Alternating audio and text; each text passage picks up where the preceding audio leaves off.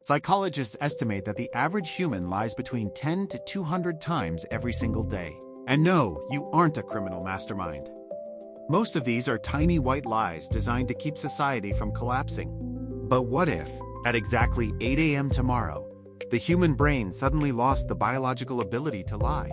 No warnings, no exceptions, just pure, unfiltered, highly catastrophic honesty. The morning routine would immediately turn into an emotional, active war zone.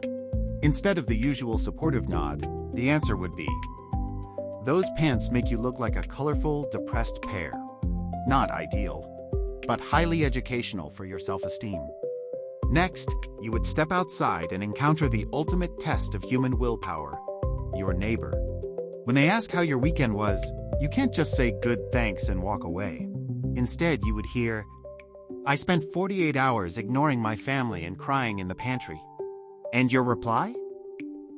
"I don't care, and I'm only standing here because I am physically trapped by your mailbox." Sociologists suggest that without politeness, most casual relationships would end by lunch. But the real radioactive core of this honesty bomb would detonate at the office. Corporate jargon is basically 90% beautiful professional lies. So when your boss asks for feedback on their PowerPoint, you can't say, "Great deck, very insightful." The words that would physically leave your mouth would be, "This presentation is an insult to my remaining brain cells." And your boss would reply, "I know. I made it 5 minutes ago while sitting on the toilet." Which is honestly refreshing, but historically very bad for keeping your job. But don't pack your things just yet, because the corporate purge is only phase 1. Let's look at the dating scene. Dating is essentially a high-stakes job interview where both people are lying about how much they love hiking. Without lies, your dating profile bios would finally have to be indexable by consumer protection laws. First dates would last exactly 12 seconds, because politeness is no longer there to buffer the disappointment. Instead of, "It was so nice to meet you," you'd get, "Your voice is 2 octaves higher than I expected, and I am already planning my escape route." And yet, relationships might actually survive better, because you waste 0 time on people who chew loudly. But if dating becomes a ghost town, the retail industry would face a total, apocalyptic meltdown. Marketing is 99% magic tricks. If brands had to tell the truth, commercials would look like hostage videos. Imagine a shampoo commercial that honestly says, "This has the exact same ingredients as the cheap soap, but we put a picture of a coconut on it." Or a fast food ad.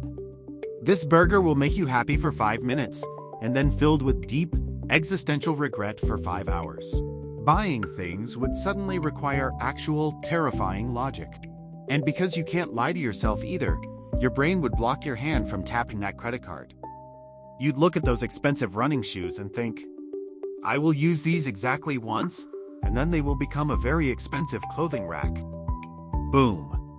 Global economy crashed by 30% in a single Tuesday afternoon. But wait, it gets much worse when we look at the people who get paid to lie professionally. Politicians. If they physically cannot lie, election campaigns would sound like a surreal stand-up comedy show. And the debate? My opponent is a terrible leader, but honestly, I am only here because my father wanted me to go to law school.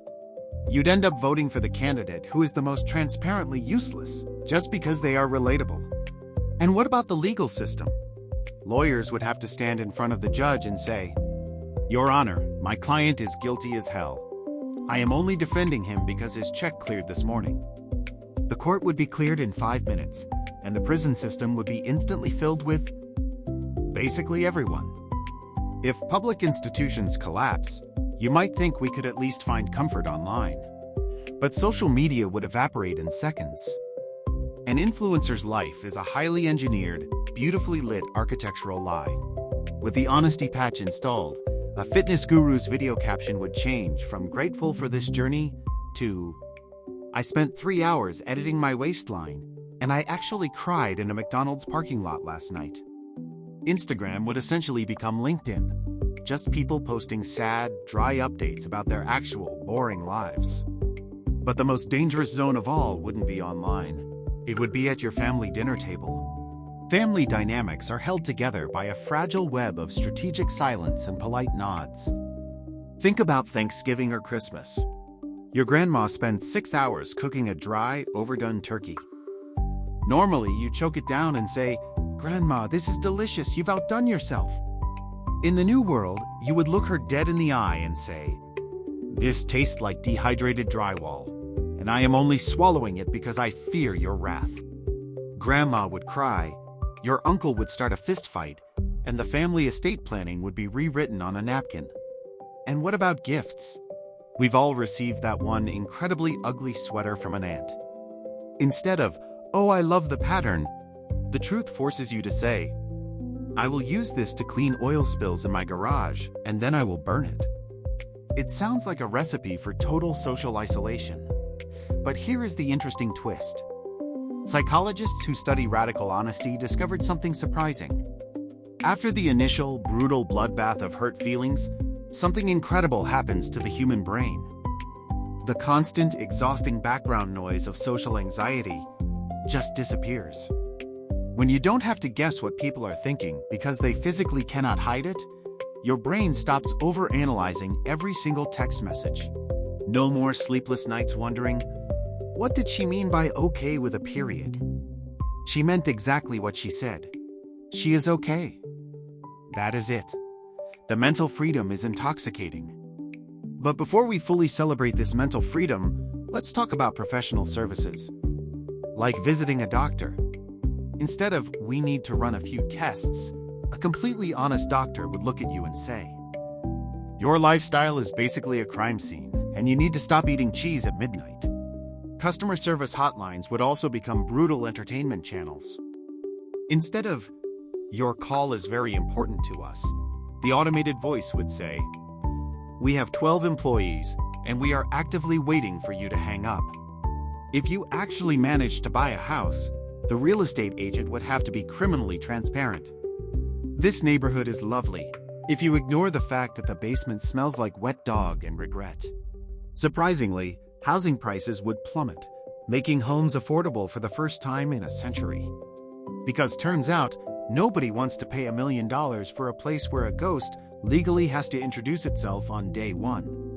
So, society wouldn't completely collapse. It would just rewrite its entire operating system. We would adapt. We always do. Human beings are incredibly resilient when forced into a corner. Within 6 months, a new form of high-level, ultra-sarcastic vocabulary would emerge. We would develop new social signals. If someone wears a bright red hat, it means, "Do not speak to me, I have zero emotional filter today." And a blue hat means, "I am vulnerable. Please tell me my hair looks nice, even if it's a lie." But wait, what about the biological reality? How long could our brains actually handle this pressure? Because here is the final, ultimate truth. Lies aren't just a defect of human evolution. Lies are a survival feature. They are the psychological shock absorbers of our consciousness. Without them, the friction of daily life would wear our minds down to the bare bone. We need that tiny bit of fiction to keep our sanity intact.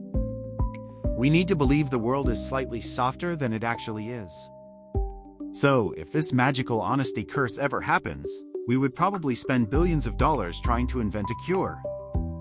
And the first person to successfully create a pill that allows you to say, "Your baby is beautiful," when it actually looks like a sad potato, would become the richest, most worshipped human being in history. So, let's value the little illusions. The polite nods, the fake smiles, and the corporate synergy. Because without them, we're just hairless primates screaming our deepest, darkest insecurities at each other in a grocery store aisle. So the next time your friend asks if you like their new haircut, maybe just tell them it looks great. Even if it doesn't. They'll feel better, you'll keep your friend, and the universe will keep spinning. Stay curious, and stay polite. If you like this video, please subscribe, and see you next time.